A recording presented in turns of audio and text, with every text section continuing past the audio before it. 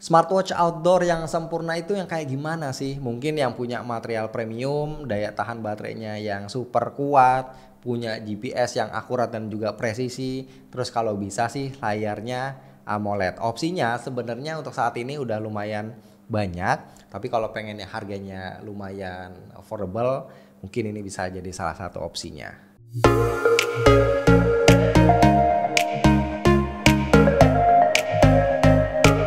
Bismillah, alhamdulillah kita ketemu lagi bareng gua Romi. Yang lagi gua pegang ini adalah Amazfit T-Rex yang versi Pro atau versi upgrade. Bedanya itu banyak nggak sih dibanding yang dulu? Bedanya banyak. Walaupun secara desain sih ini bisa dibilang keduanya nyaris identik. Bentuknya sama-sama heksagonal, rugged watch yang kelihatan ini maco banget. Size-nya ada dua, 44 mm dan yang gua pegang sekarang adalah 48 mm, gede. Juga udah pakai grade 5 titanium alloy di beberapa bagian kayak di bezel, tombol, protective bridge dan juga di nameplate-nya. Sisanya dia pakai bahan fiber polymer yang solid banget. Gua suka ya sama penggunaan 4 tombol fisik di jam ini, soalnya gua lebih prefer kalau touchscreen-nya itu mati ya waktu kita beraktivitas, apalagi di outdoor enakan mencet tombol. Pas dipakai di tangan gua yang relatif kecil berasa lumayan gede dan tebel di 14 mm. Walaupun begitu buat dipakai ini masih nyaman banget karena terbilang ringan ya di 49 gram. Strapnya juga dia pakai material silikon yang cukup tebal, ukurannya 22 mm dengan sistem klasik pin buckle. Kualitas strapnya juga ini berasa mantep banget.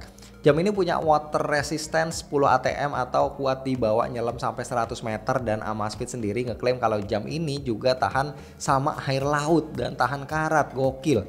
Bukan cuma bodinya aja, mix sama speakernya juga aman dipakai pas basah-basahan. Untuk tombolnya kayak ada aksennya gitu, ini juga yang bikin tombolnya berasa nggak licin dan clicky banget, satisfying pas dipakai.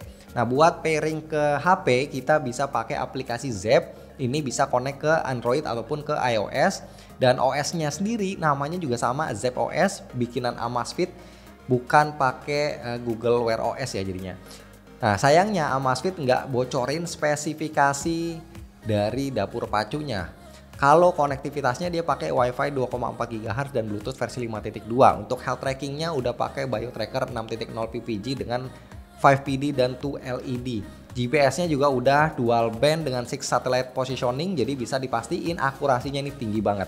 Untuk sensornya juga udah lengkap, udah termasuk barometer, temperatur, dan altimeter.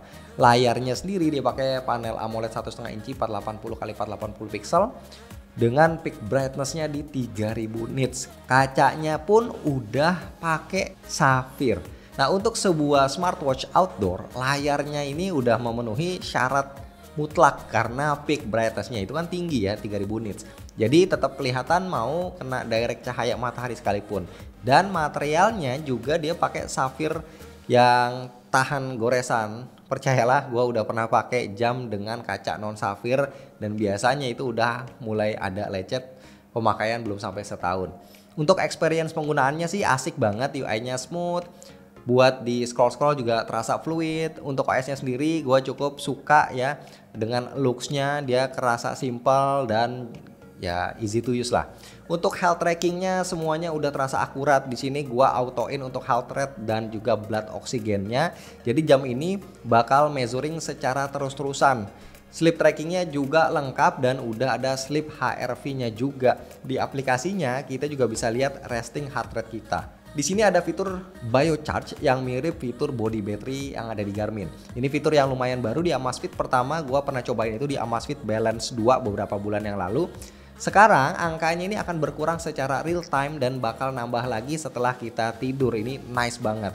Di sini juga ada PAI score, ini adalah indikator intensitas aktivitas fisik kita. Semakin tinggi angkanya menunjukkan semakin cukup aktivitas fisik yang kita lakuin. Di menu exertion kita juga disuguhin data fatigue level dan juga fitness level kita. Beberapa data lain yang bisa kita lihat itu ada training load. Ini bakal jadi indikator cukup atau enggaknya latihan yang udah kita lakuin. Di sini juga ada perkiraan VO2 max kita, level stres kita, dan juga ada fitur jet lag advisor juga. Terus ada offline maps yang sebenarnya ini bisa kita pakai langsung di jamnya. Tapi sejujurnya ini masih agak ribet pengoperasiannya. Gue sendiri lebih prefer pakai Google Maps. Jam ini juga punya built-in flashlight kayak flagshipnya Garmin. Cahayanya cukup terang, berguna banget kalau kita lagi di outdoor ya, malam-malam apalagi. BTW flashlightnya ada 2 warna, putih dan merah.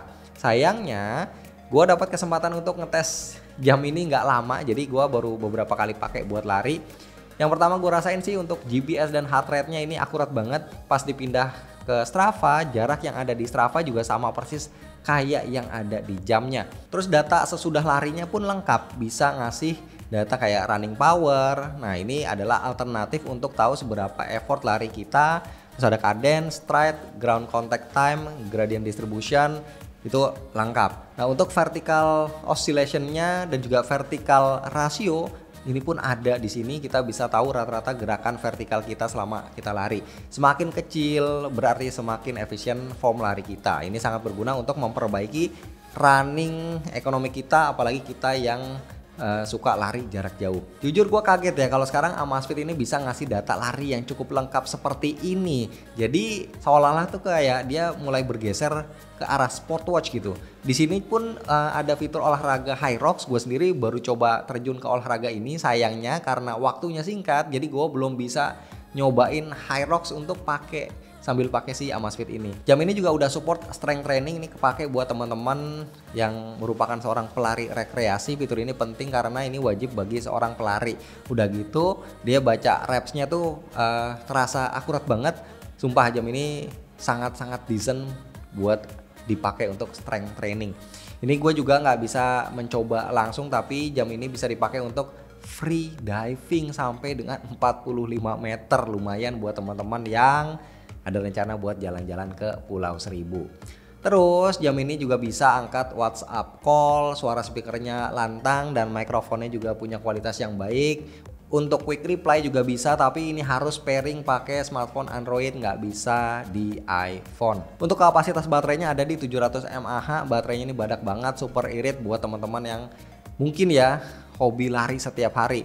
Nah kalau pemakaian di hari keempat ini baterainya pun masih sisa sekitar 50%. Amazfit sendiri ngeklaim baterainya bisa tahan sampai 25 hari dengan penggunaan normal dan 47 jam untuk penggunaan GPS secara non-stop. Terus minusnya ada nggak? Nah ada.